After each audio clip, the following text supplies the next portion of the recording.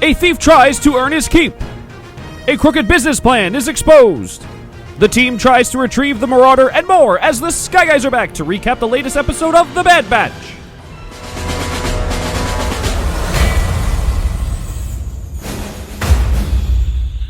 Hello there. Welcome back to the Sky Guys podcast. We are catching up on season 2, episode 10 of The Bad Batch entitled Retrieval. And spoiler alert, The Bad Batch got their ship back this week. I'm one of your hosts, Mike Phillips. Also with us today, the man who's voice your narration every single week, Pete Consadori is here. Pete, how are you?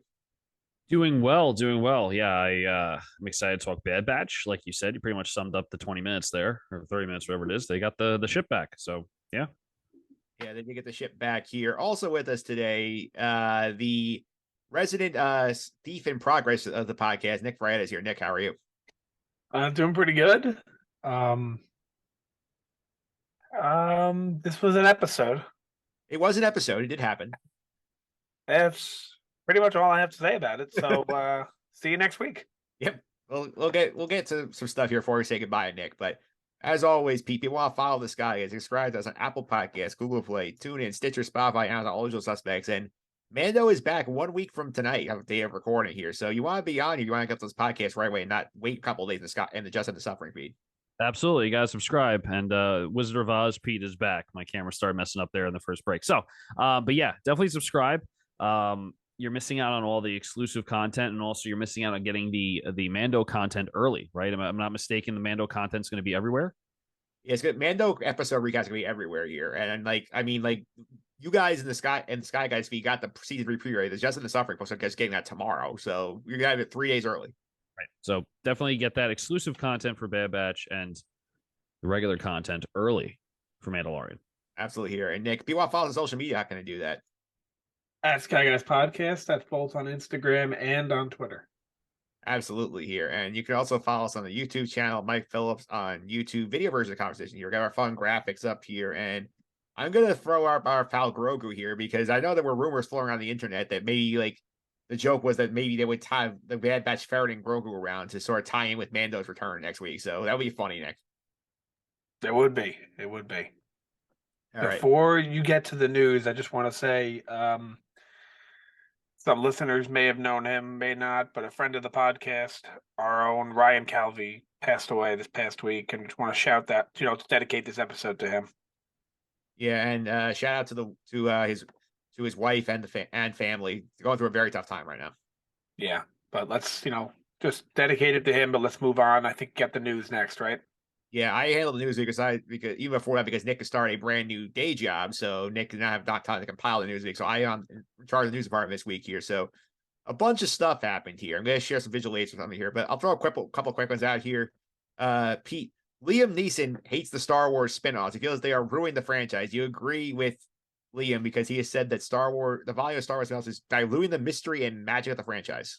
I think the volume may be hurting it, but I think if they were more practical in their choices, right? I think Book of Boba Fett didn't need to be there. Bad Batch probably didn't need to be here, as much as we are mixed in enjoying the show or not. I agree that the volume for any series can hurt it if it's too much. Marvel. Yeah, no, they need to stop. They need to stop. I thought that was a real cough. Yeah, they do need to stop it. But we'll also throw out a couple other things here. Nick, news that came out a couple of days ago here. Star Wars Celebration, according to the official website, there is not going to be one next year. You're waiting until 2025 the next celebration after the one in April in London here. So I think it's interesting they're skipping a year. Yeah, I wonder why. I also just wonder how many celebrations have there been? There was one in 22 that we all remember. That's why they announced a whole bunch of stuff. But there wasn't one in 20 and 21 because of COVID, right? Yeah, I think 19 and there was one in 9. Was there one every year before that? Was it a yearly thing? And is this the first non-COVID year they're skipping? I think it might have been biannually prior to that. I want to say. Okay. So, yeah, I wonder why there's no celebration. It just seems like even if they don't have a celebration, just give us something out of an event. Almost like even if you give us a Nintendo calls the Nintendo Directs, PlayStation calls the State of Play. Give us a little video, like a half-hour, 20-minute video maybe, and just tell us what's coming. Yeah, I mean, I'm looking up the history of the Star Wars Celebration here. It's a very erratic how they do it. First was in 99, then 02, 05 go with the prequels, 07, a couple of 07 here, one in 08, 10, 12, 13, 15, 16, 17, 19, 22, 23. So there's no real pattern to what they do. So maybe it'll be a good one in this year, and then we won't care that there isn't one next year. I guess that piece, that just there's no, like no Mandalorian next year, no movie next year. If they feel say, well, we'll like reload the powder keg and have it big explosive 125. Yeah, I think that's it. I think they just want to make sure they have enough content to actually fill the celebration. Yeah, and 2025 also is the 20-year anniversary of Revenge of the Sith and the 10-year anniversary of The Force Awakens being released in theaters. So those got some panels there as well, I would assume. Yeah, it's good. Yeah. Pretty much everyone there. They certainly will here in terms of everybody who's alive at this point. And yeah, in terms of some other news that has popped up here, Mandalorian, some new stuff has popped up here. We had the first teaser clip they put on Twitter, I think, right after we recorded our season 3 preview episode last week, Nick. So that was fun seeing the scene of Grief Karga and Mando in Grief's office and Grogu force spinning himself in the chair. Yeah, pretty funny. Yeah, that was pretty funny. Said it on the preview podcast. I'm most excited because I don't know what's going to happen. Can't wait. Yeah, and I think that was a fun scene here. They were also put out some new posters on day of recording here, some photos here. I'm going to share as Pete brought this to my attention here, so I'm going to pop this up here on the Mandalorian's Instagram page. You have photos here of posters of Mando and Grogu, Bo-Katan, and Grief Karga here. Nick, any reaction to the posters? The Bo-Katan one looks pretty cool. I mean, they all look pretty cool, but I don't know. She's looking at something maybe. They're not looking at anything. It's just to make them look kind of cool in the poster. But is it a cut on her head? Are we used to that? I'm not used to that, no. Yeah, so that's maybe something. Also, this fun one that Pete pointed out here, this is a shot they put out of Jon Favreau and Pedro Pascal, a bunch of Mandalorians. And Pete, you want to share with you guys what caught your eye in this photo? Yeah, so the first thing that kind of caught my eye was the Mandalorian, the purple armor on the right, and it seems to be a variation or very close to Sabine's bird logo that she usually has. And the colors also fit with like the light blue and the purple. So I kind of texted the guys off air. I was like, Sabine confirmed ? I don't know. It just seems like it's her style and also a variation of her logo. I find it weird that none of the comments bring that up, because when I saw you say that, I was like, oh, wow, yeah, it looks just like her. And none of the comments on that Instagram post seem to say the same thing. I find that odd. Yeah, I guess a lot of the casuals did not watch Rebels. I mean, maybe. Because that would be the only thing I could think of here, because that did catch my attention, right? Especially with the coloring and the pink on the bird logo there and on the chest plate. Like, that's all very Sabine-esque. I wonder if it's just like, very teaser-esque, because like the guy in the front kind of looks like a Boba Fett like ripoff in terms of the armor. So what if it's a cosplay or something different? Yeah, I don't know. I mean, to me, maybe because I took Sabine in my draft, to me, I can't see how they just got a bunch of cosplayers, because I also know that on Twitter you can find out what Mando helmet you are, and I got the light blue one. Yeah. So I feel like if they're marketing it, that type of armor, I can't see in a official Mandalorian post that they were just going to get random cosplayers with, and let's be honest, if these are random cosplayers, kudos to them about the armor and how they did, because it looks fantastic. So I think it might be official people. I don't know, again, if it's just a little Easter egg and we're not getting Sabine, or if I'm just totally off base, but that was like the first thing I noticed. So the antenna are raised here. Yeah. All right, 2 more news items here of note. Like, one is the big news story of the week that was kind of from Deadline. I think back on, I want to say, I'm trying to remember the exact date of this, but I believe it was actually Hollywood Reporter had this storyline about them trying to slow down Disney promising to be better at curating releases under Bob Iger's storyline here.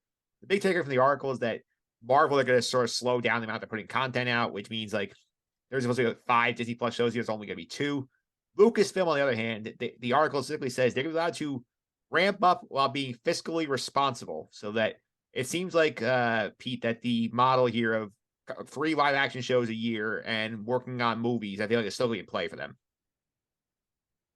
which concerns me because the fiscally responsible part makes me feel like something's going to suffer.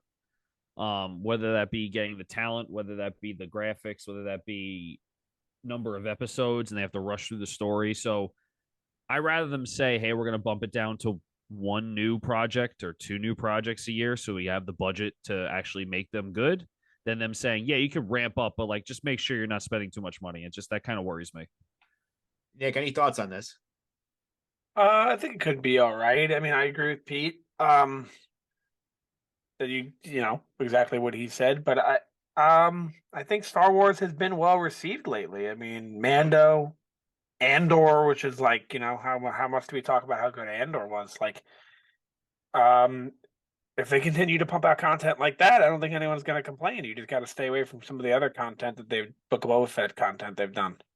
Yeah, I think they're at the right pace as well. I think like they are not at the Marvel pace where like they got people had full of Marvel fatigue, Nick. I think this is the right spot where I think they have the right amount of content coming out where it's like 3 shows, maybe like 8 episodes a year, at most 12 episodes in a show. So like I think it's the right model. I think that they are saying, hey, you can keep doing what you're doing, but you can't like go berserker like with your budget, all these things. Yeah, true. All right. And the last piece of news here is one that came out from Rosario Dawson doing an interview about Ahsoka. And apparently she said somewhere that Ahsoka, I have a direct quote from her, Ahsoka, yeah, it's probably going to come out in the fall. We're going to have Haunted Mansion on August 1st. This is some beautiful Disney Plus commercial voiceover. And I'm like, I just become a Disney princess. So take that last part out of here. But Pete, it sounds like we're getting a long break between Mando and Ahsoka.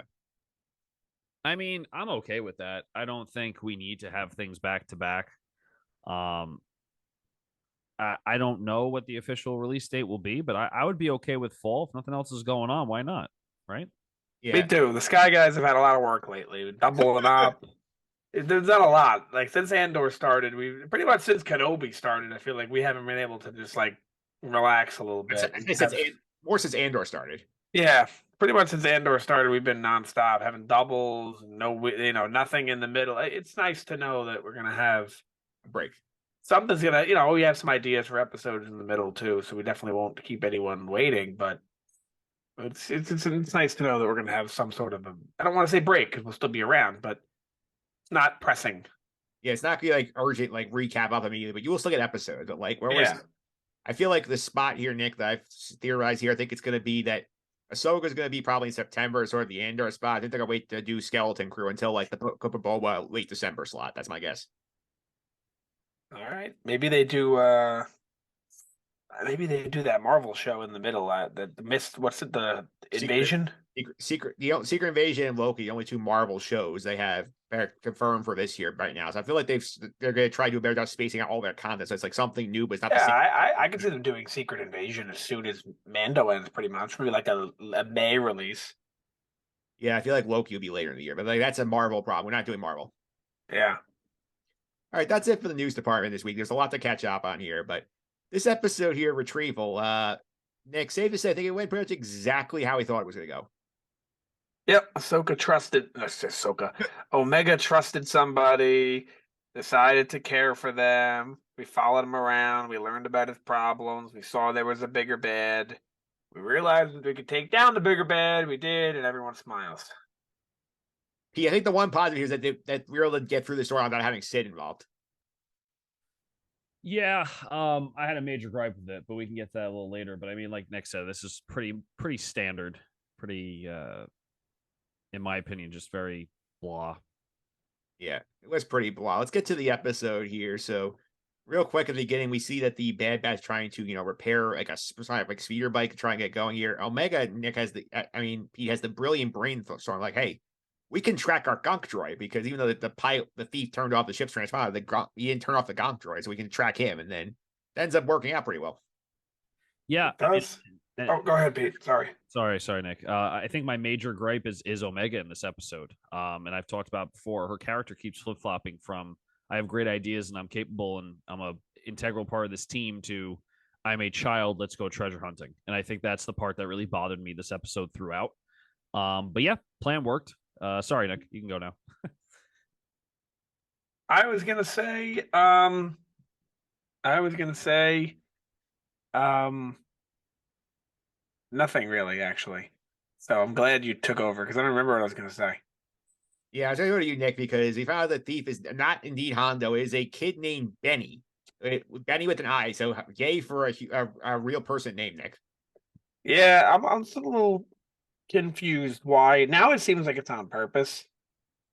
I don't know if someone at Lucasfilm, maybe Dave Filoni or someone listens to our show, but it seems like it's on purpose that they're kind of like teasing Hondo with us. Like, it's because first of all, the guy looked like him last week. It wasn't him. We knew it wasn't him last week, but it looked like him. And then this week we find out, oh, it was a crew of pirates.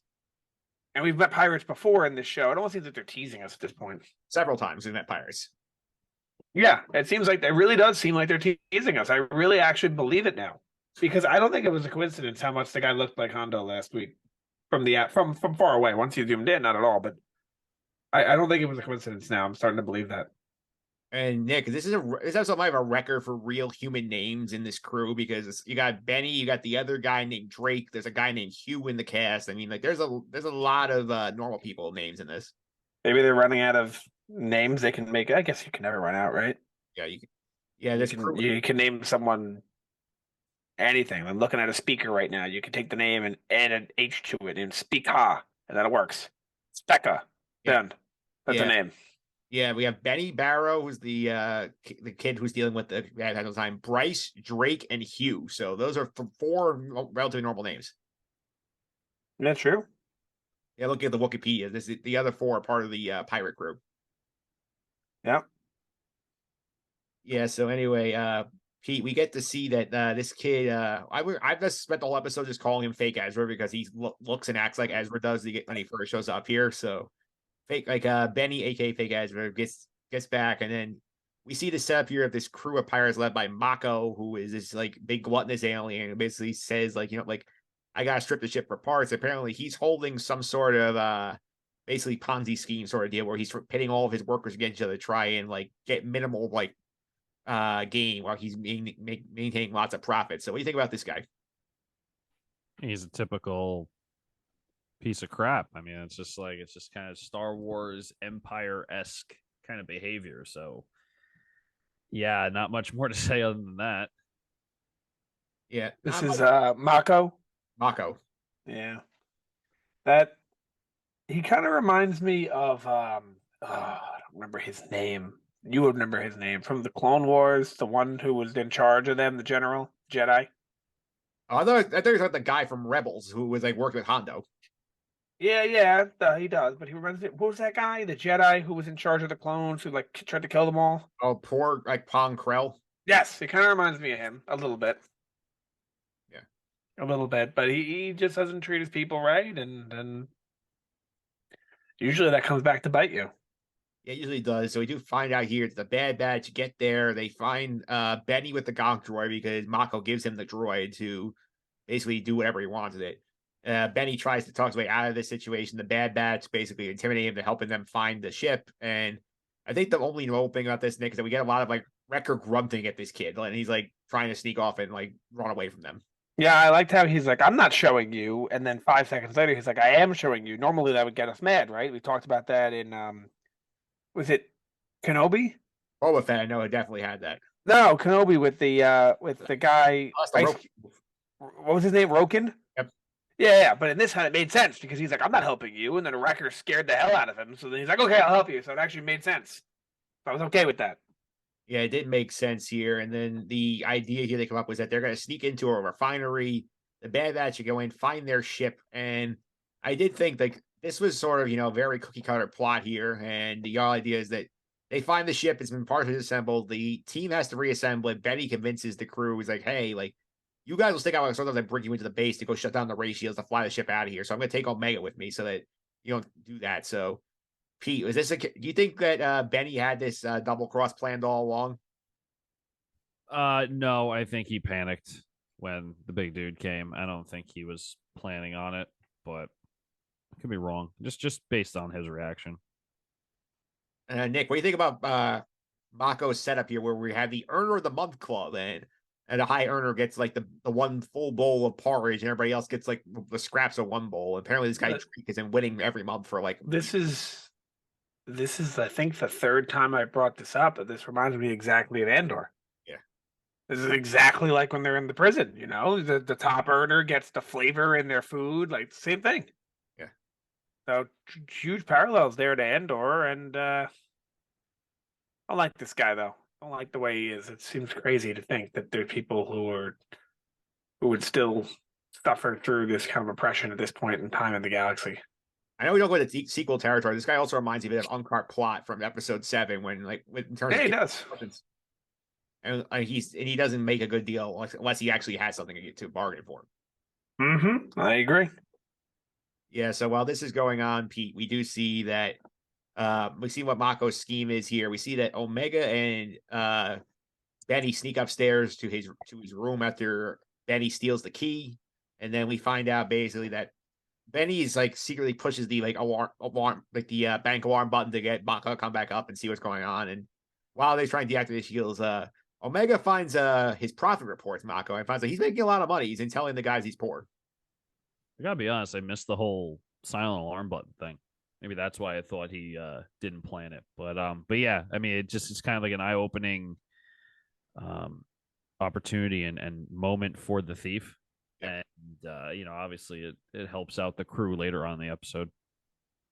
Yeah, it does here. And then we get the big conflict, Nick, towards the end of the episode here, where Omega gets caught, the Bad Batch get exposed, and then we have this standoff on the bridge where Omega reveals the information to Benny about how like he's ripping you off, and then this leads to the big revolt, which I think is basically, ends in a really stupid way, where they all lunge at him and he dives, and then Benny tries to save him, being a noble guy, he just swats his arm and falls to his death. Yeah, kind of like the prison break from Andor, huh? Yeah. No, very different. Yeah, nice little revolt though. Good to see people on the same page, overcoming their, I don't know what you call him, slave owner. I don't know what he was. He kind of reminded me, they're basically his slaves, right? Well, I mean, he's treating them as much, pretty much. Yeah. So was nice though to see the revolt, and guess what? That was pretty much it. That's pretty much it. We do get one line at the end here where they get their ship back, and Omega and Tech have a conversation. Pete, Omega says, there's like, this is just like the Empire, where except that like there's an old person doing it on a smaller scale. I think Tech points out. Omega says, like, we could do more to help people. That's sort of the note we had the episode on. Yeah, I mean, typical ending for Omega, saying we need to help more people. I don't know where they go with it, but yeah, that's how they end it. Do you think at some point she stops helping every single person in the galaxy? Like, it's great. Don't get me wrong. Helping people is a great thing. And if you're listening to this and you want to learn the moral of the story or a lesson, it's that you should help people. But yeah, that's the Saturday morning cartoon lesson of the week. You should not help every single person. You're walking around in New York City, you help every single homeless person, you're not going to have any money left. Yeah, I do feel like we've had this lesson a few times in the show, and they never seem to follow it the next couple of weeks. No, yeah, that's exactly it. It's just like empty promises and an empty kind of dialogue. And this show, like, unfortunately, has proven to me more times than not that most of the episodes have empty dialogue and themes. There are a lot of fillers, and it's taking the same approach as the Clone Wars did. And it's a little disappointing. Yeah, before I move on to the trackers here, and I'll spoil it, none of them got updated this week because everything stayed pretty much the status quo in this regard, but I'll ask both of you this question here. If we had found a way to mash the two episodes from this week and last week together and gotten one cohesive story, you think this is any better? Yeah.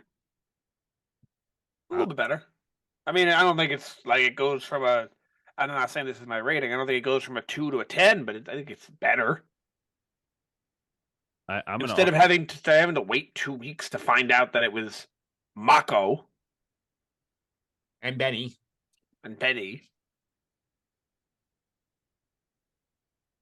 Yeah, I'm going to argue that it stays the same, personally. You think it's just a 45-minute nothing burger? Yeah, I honestly do. Oh, that's something for sure to discuss going forward here. But we're going to go to our trackers real quick. As I mentioned earlier, nothing updated here, so I'm going to sort of speed through them here. Nick, the Hondo tease again does not come through. 18 points for Hondo. Disaster. It is disaster.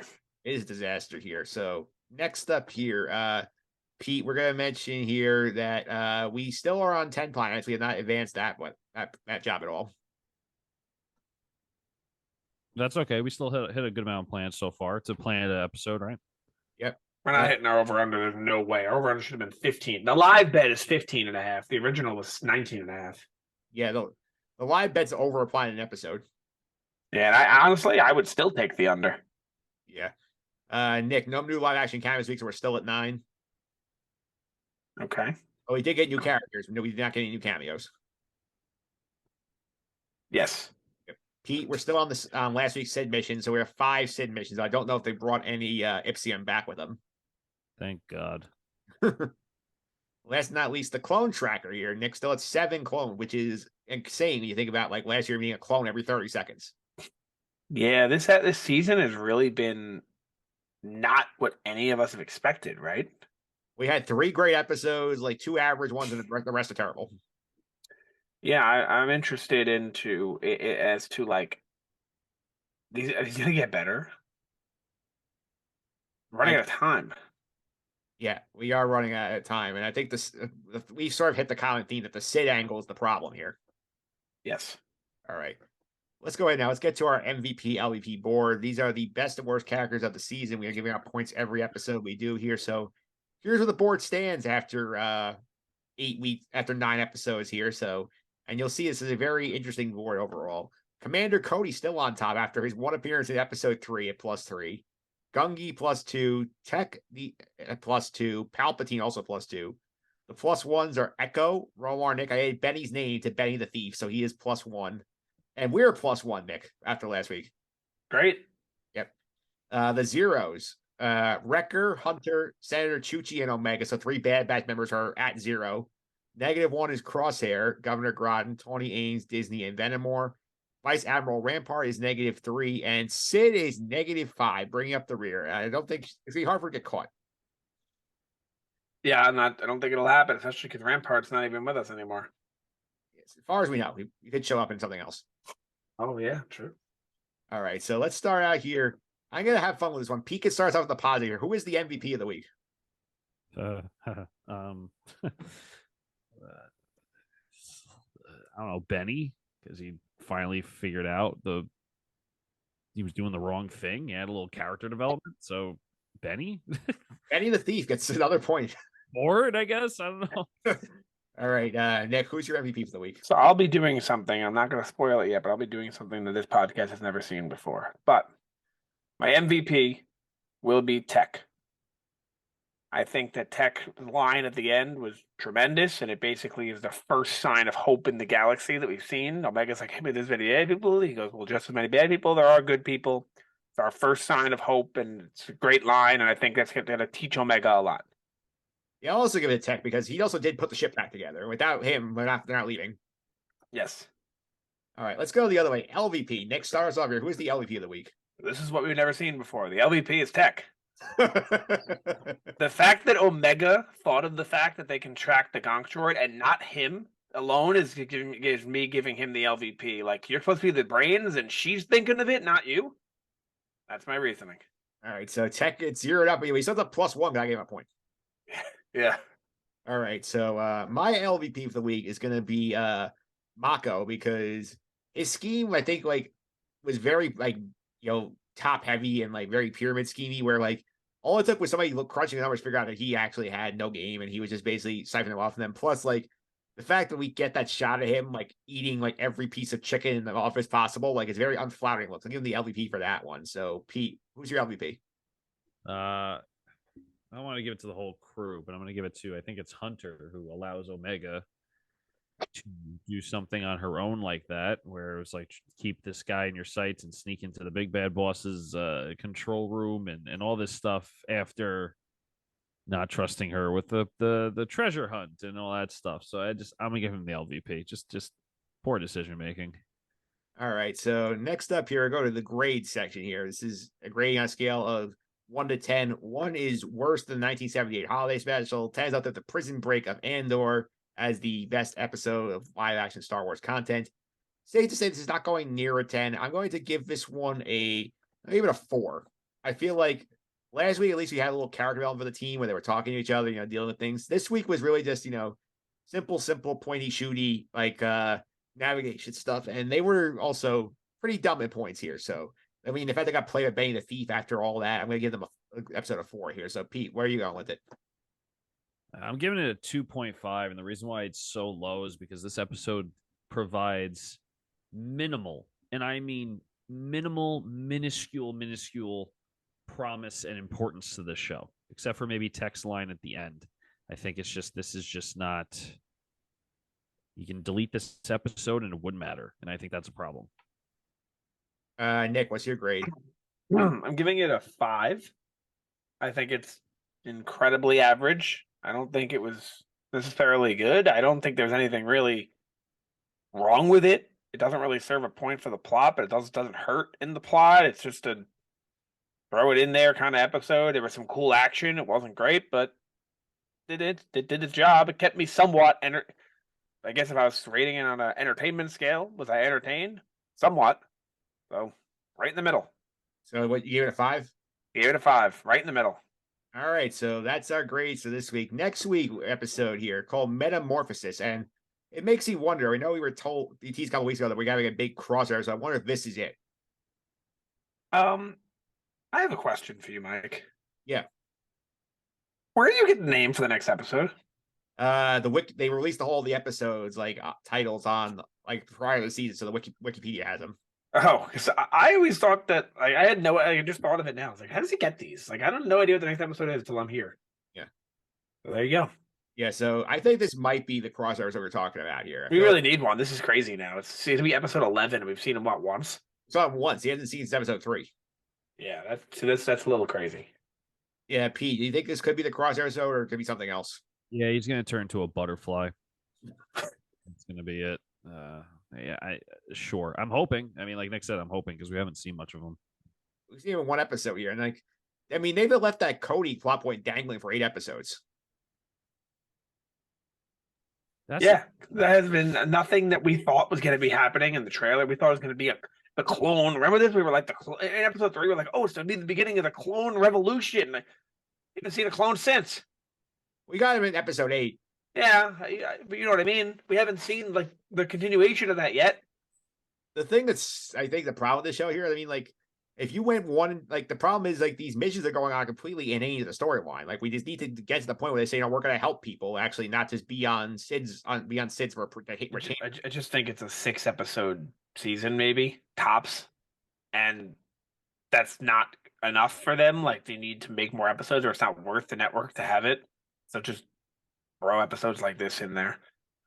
But even so, Pete, I mean, there's stuff that's interesting going on, but it's not being shown any of it between the Cody stuff. Rex and Echo going off and doing their own thing. We're stuck with these guys doing errands. Well, that's what's infuriating to me. You have all of these plot points that with 20-minute episodes, you can fill a full season. You don't need this filler crap. That's what infuriates me. And then what's going to happen is they're going to hit us with a bombshell, and it's only going to be a 20-minute episode, and then the season's going to end. It's but wait a minute. Well, you could have flushed this out over the whole season.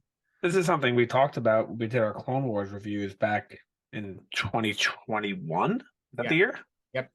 In 2021, we talked about it. We said, can you imagine watching this live and having to wait 4 episodes of C-3PO and R2 running around with other droids? That's what it seems like at some points. Yeah, we're living it. Yeah.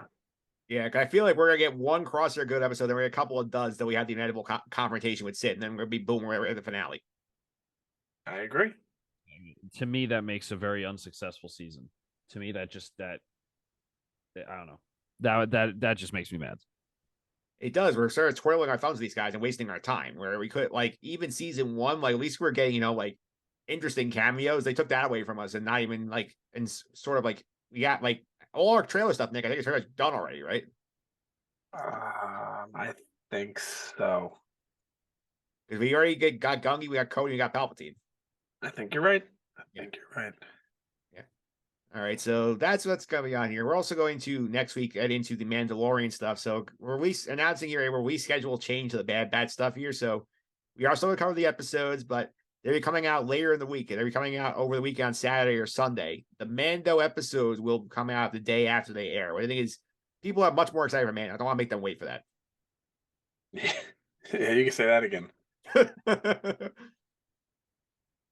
Okay, so that's the plan next week. Chapter 17 of Mandalorian will be out in the podcast feed day after record it'll be out on Thursday.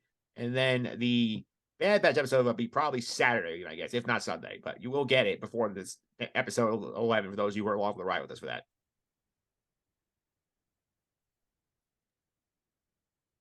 And with that, I do want to thank you guys for coming on here. Fun episode of the podcast here. So, Pete, if you want to follow on the social media street, how do I do that? At PJ Consadori 29 on Twitter. Absolutely here. Nick, one more time for the social media people. How can they follow the Sky Guide on social media? At Sky Guys Podcast, that's both on Instagram and it's also on, what is it, Twitter? Is that the other one? Yep. Yes, Twitter. That's yeah, that's the one where people send out tweets. So we'll see our tweets there. Yep. You can also follow me on Twitter, mphillips331. It's MPHILIPS331. This week over on the Just and Suffering podcast there, I talked to our good friend Dan DiMartini, who was the PJ Tour, about Full Swing, the Netflix docuseries. He gave you some behind-the-scenes insights to the production of that show. That's great. This is actually my first time right now on Twitter in days, and I have over 30 notifications. So if you haven't opened your Twitter in a while, open it up and like the Sky Guys podcast tweets. Yeah, absolutely here. That's going to be all for this week, but we'll be back next week, Mandalorian next week, and some more Bad Batch. But until then, may the Force be with you.